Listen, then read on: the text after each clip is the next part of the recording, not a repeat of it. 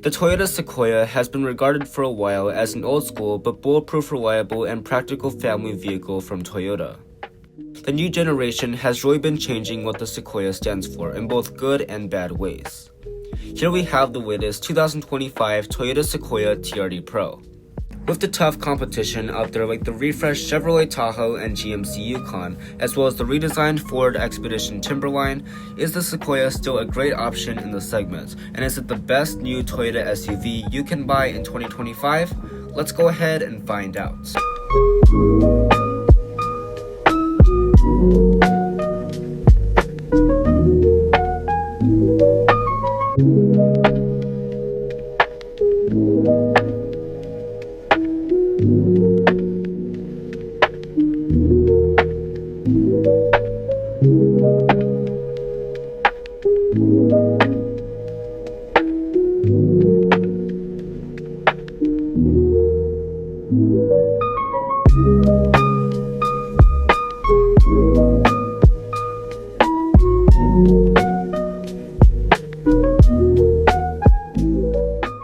Let's begin with the pricing and the trim level. Toyota has revised this slightly for 2025 as they have added the 1794 edition to the Sequoia, and they have also adjusted the pricing. The capstone is now the most expensive, and the 1794 edition is the second most expensive. In 2024, the TRD Pro was the most expensive at $79,000 starting, and while it's still not cheap, starting at now $80,000, it is still less than the $83,000 Toyota is asking for you to get the capstone model. With the options that we have on today's TRD Pro model, the price comes just over $84,000. Let's see what you get for the money. Starting with the exterior design, the Sequoia is going to have a rugged-looking and blacked-out grille with the Toyota Heritage badge, a light bar, and 3 marker lights. The hood is going to have a fake vent with TRD Pro branding, and the headlights actually fit in very well with the rest of the front-end design. You'll get the premium design from the Sequoia with every element being LED. You get an LED daytime running light, a stacked projector-style LED headlamp, fog lights at the bottom, and sequential turn signals. You also get a light bar that will come on when you turn on the high beams. I like that you get the premium setup with the Sequoia because you might need it at night when you're on the trail. Moving to the wheels, you're going to find these matte black 18-inch alloy wheels with the TRD Pro model.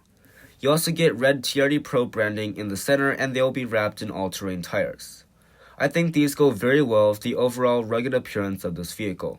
At the side, the TRD Pro model is going to throw in these camouflage trimmed bumpers, a fake hood vent with TRD Pro branding, these rock slider running boards, a TRD Pro roof rack at the top, which is going to make a lot of wind noise on the highway, and you get nice and large mirrors that have heating, blind spot monitoring, and power folding. Auto dimming is only available on the capstone, and you can get large tow mirrors if you want. Moving on to the back, the TRD Pro model will get dual exhaust at the bottom with TRD branded exhaust pipes, a black trim piece underneath the blacked out Toyota logo, and these fully LED taillights that once again have the more premium design.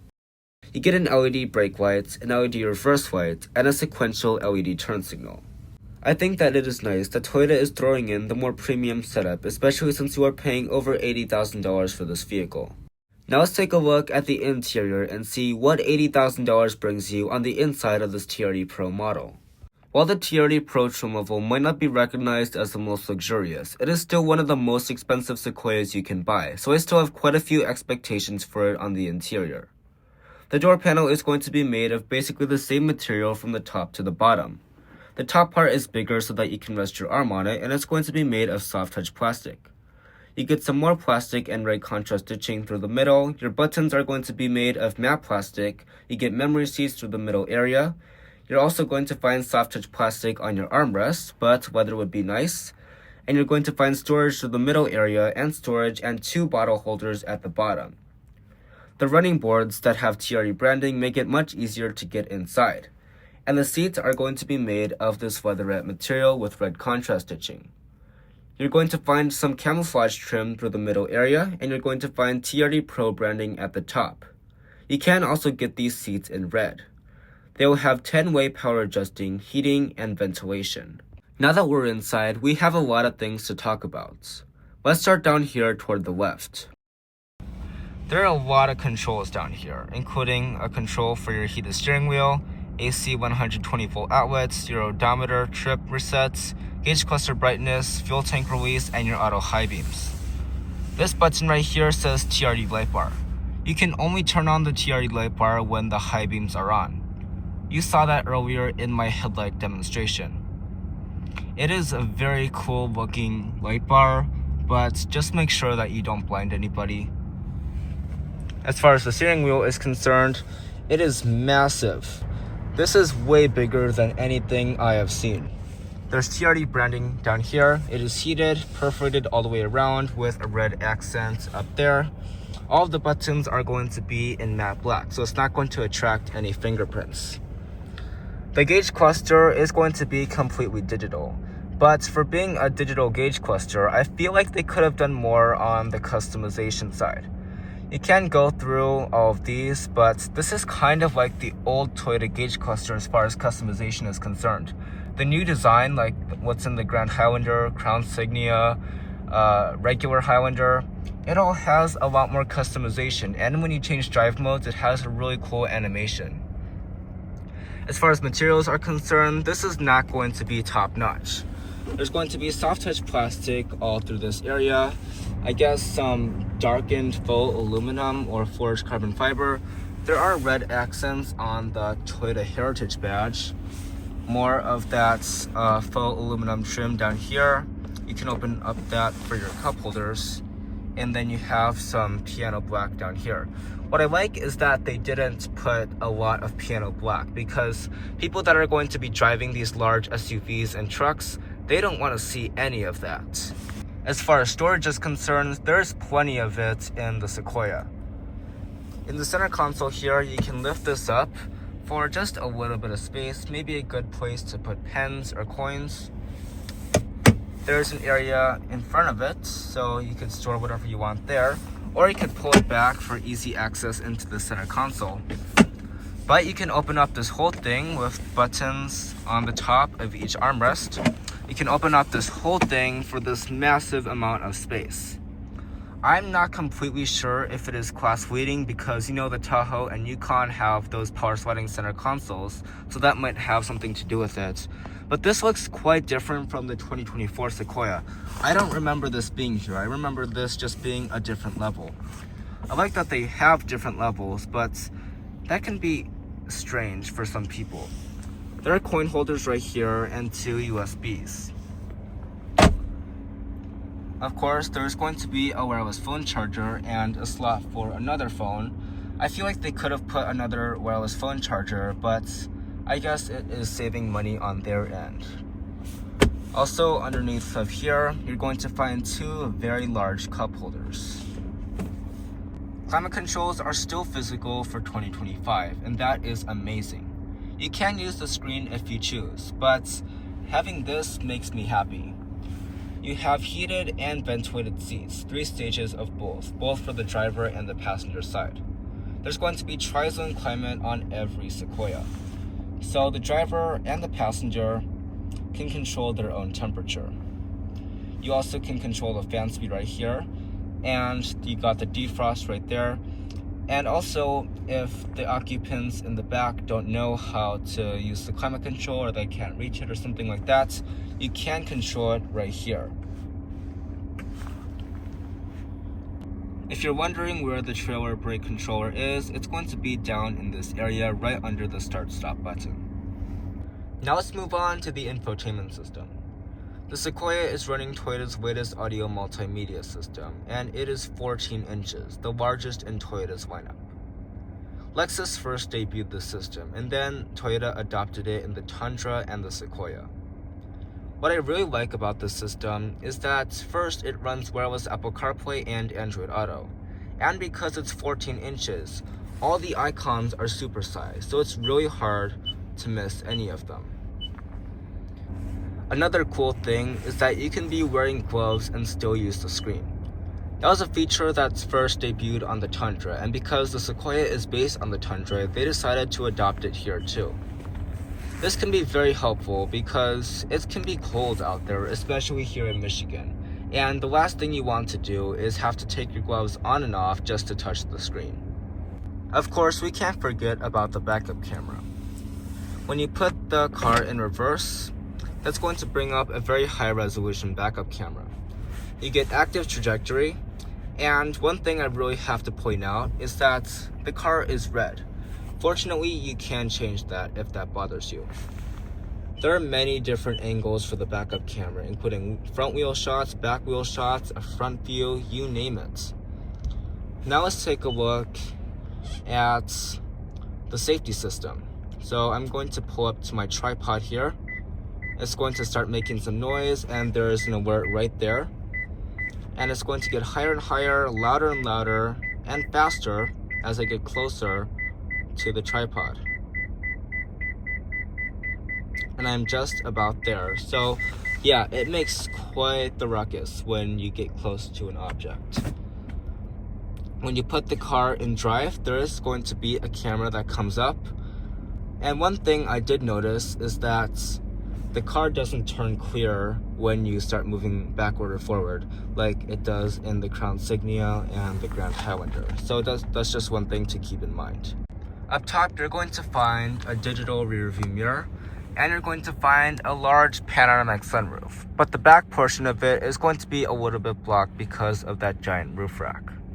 Now let's take a look at the front passenger side and see what the front passenger is going to get. On the door panel, you're going to find basically the same one as the driver's side. You get all your buttons in matte plastic and basically the rest of the door panel in matte plastic. There is plenty of storage. The seats are going to have the same camouflage trim, and they will also be heated and ventilated. You get TRD Pro branding at the top and red contrast stitching. These seats are going to have 8 ways of power adjusting instead of 10. Your experience sitting inside the Sequoia is going to vary from each trim level. Some trim levels have wood, some trim levels have aluminum, some of them have plastic. This one has the large Toyota Heritage badge with red accents in front of you. I don't know what's behind that. It could be forged carbon fiber or faux aluminum, but I really don't know what that is. Inside the glove box, you're going to find a pretty good amount of space. It's also going to be divided up, so you're going to have a shelf in case you don't want everything to be on top of each other. There's going to be a grab handle here, which I think is going to be helpful. Moving on to the second row, you're going to find a pretty good amount of space and amenities. Starting with the seats, you're also going to find camouflage trim back here and red contrast stitching. You're not going to find TRD Pro branding, however. On the door panel, you're going to find pretty much everything in plastic. I like that they still have the top part a little bit bigger because that is going to be nice for people that want to rest their arm up there. There's going to be sunshades, which will be helpful for keeping the sun out on sunny days. There's going to be red contrast stitching, and the TRD Pro rock sliders are going to be helpful for getting in.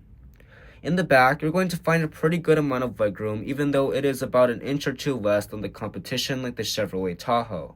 One thing that they could add for the next generation is sliding seats, because you cannot customize how much space the second row and the third row has. There is going to be a seat back pocket on the back of each seat, and there is going to be felt lining on the inside of them. In the middle is going to be your third zonal climate control, where you can control the fan speed and the temperature. Just keep in mind that with the Platinum, 1794 edition, and the Capstone, you can get heated and ventilated seats, which is not available on the TRD Pro. You also get 2 USB ports and a household-style outlet. Above all of that are going to be 2 cup holders. Now let's move on to the third row. Third row access is pretty easy, as you're just going to pull this lever and let the seat go out of the way. They need to find a better design for this because Chevrolet has the same method for folding the seat out of the way, and they still can make the seat slide. Overall, the third row is not a bad place to be in the Sequoia. The legroom situation is pretty good, coming in at about 34 inches. The thigh support is not going to be amazing because the hybrid battery is right underneath the floor, so that is going to compromise your thigh support. You can recline the seats by this button over here, and you'll find 2 cup holders, a plastic armrest, and a USB-C port. A class-exclusive feature on the Sequoia is going to be the third row sunshades, which are actually very useful in the summer when it's very sunny. Let's move right into the cargo area. There are many ways to open up the trunk in the Sequoia, but for today I'm just going to use the key fob. One notable feature is that you can still pop the rear glass. It is not power operated, but I still like that it is there. The cargo area is going to be affected significantly by the hybrid battery. To the right, you'll find an LED light and an AC 120-volt outlet. The first aid kit is going to Velcro nicely onto the back of the third row seats. Speaking of the third row seats, you can slide the third row 6 inches back and forth. That is going to affect the third row legroom, but if the passenger is not very tall, it's not going to matter. Toyota's solution to the Sequoia's limited cargo area is going to be the shelf system. There are 3 different notches that you can put this shelf on. The first notch is going to match the height of the raised cargo floor. The second notch is going to match the height of the third row seats since they do not fold flats. I will get into that a little bit later. The third notch of the shelf system is going to be helpful for anybody that wishes to access their cargo through the rear window. The shelf system is a very clever solution to what is a pretty big problem in a full-sized SUV, but it does not seem like it can hold anything very heavy, so just keep that in mind. The third row seats are going to be powered, which is not uncommon in the segment, but I will say that they are pretty slow. Let's talk dimensions really quick. Behind the third row, you're going to get as little as 11 cubic feet or as much as 22 cubic feet. The 22 cubic feet is on par with other competitors like the Ford Expedition and Chevrolet Tahoe. Behind the second row, you're going to get 49 cubic feet, which is going to be quite small compared to the rest of the segments. The maximum amount of space that you can get in a Toyota Sequoia is going to be 88 cubic feet, which is quite small compared to the rest of the competition, and it's even worse than the Grand Highlander, a smaller sibling to the Sequoia. The Sequoia is unimpressive in the cargo area, and I will say that if you wish to haul around a lot of cargo, the Sequoia is not going to be a smart choice, especially considering that there is no extended wheelbase version. To close up the trunk, you can kick your foot underneath the car, or you can also press the standard button.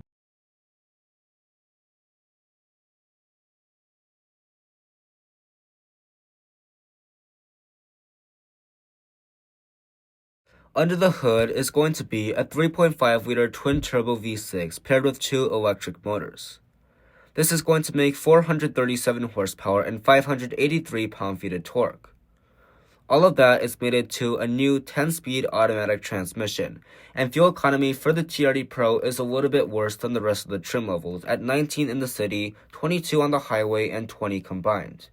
It is good to know that this is the only powertrain option you get in the Sequoia. The competitors like the Chevrolet Tahoe or the Ford Expedition are going to give you more than one option, and the Tundra, which the Sequoia is based on, is also going to give you 3 options. With more and more people buying large SUVs, the Sequoia is going to face some stiff competition.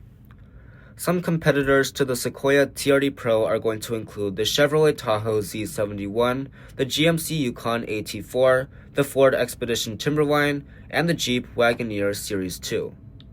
All those vehicles are going to be the main competitors of the Sequoia, and I think they are actually good vehicles and they are worth considering. Moving to the dimensions, the Sequoia is going to be 208 inches long and 80 inches wide. Well, that is going to wrap up today's video on this 2025 Toyota Sequoia TRD Pro. The Sequoia has a lot of strengths like the good looks, the off-road capability, and the luxury inside, especially with the capstone model. But the third row and the cargo area are going to be greatly compromised due to the hybrid battery. I think that Toyota really needs to work on their design with that, but otherwise, the Sequoia is a solid choice for 2025. Thanks for watching, and I'll see you in the next one.